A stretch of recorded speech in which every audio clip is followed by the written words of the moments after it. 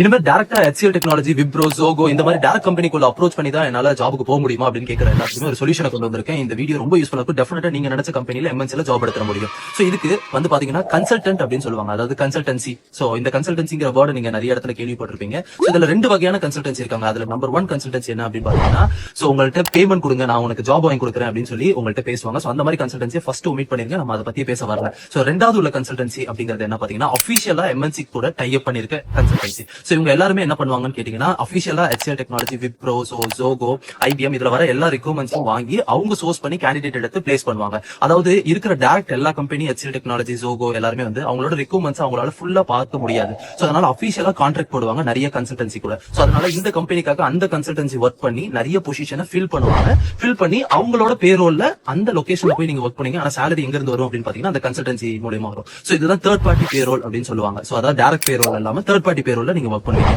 So இதுக்காக நான் சென்னையில இருக்கிற டாப் 10 கன்சல்டன்சியோட நேம் லிஸ்ட் வந்து பயோல கொடுத்திருக்கேன். அண்ட் கீழே டிஸ்கிரிப்ஷன்லயும் கொடுத்திருக்கேன், நோட் பண்ணி வச்சுக்கோங்க. அண்ட் மறக்காம நான் கொடுத்தத கண்மூடித்தனமா எடுத்து அப்ளை பண்ணி பண்ண வேணாம். நான் கொடுத்ததையும் நீங்க எடுத்து கொஞ்சம் கோ த்ரூ பண்ணி அதுல எந்தெந்த கம்பெனிஸ் கன்சல்டன்சி எல்லாம் பெஸ்டான கன்சல்டன்சியா இருக்கு, என்னென்ன கம்பெனிஸ் கூட வந்து அவங்க டைப் வச்சிருக்காங்க, சோ அவங்கள்ட்ட உள்ள HRs கூட எல்லாம் கனெக்ட் பண்ணி ஏதாவது பொசிஷன் இருக்கா ஃப்ரெஷர்ஸ்க்கு அப்படின்னு கேளுங்க. கண்டிப்பா இதுல நீங்க நினைச்ச கம்பெனிக்கு போகிறதுக்கான நிறைய வாய்ப்பு இருக்கு. மறக்காம இந்த வீடியோ சேவ் பண்ணி வச்சுக்கோங்க. அண்ட் ஜாப் சர்ச் பண்ற உங்க ஃப்ரெண்ட்ஸ்க்கு மறக்காம ஷேர் பண்ணுங்க.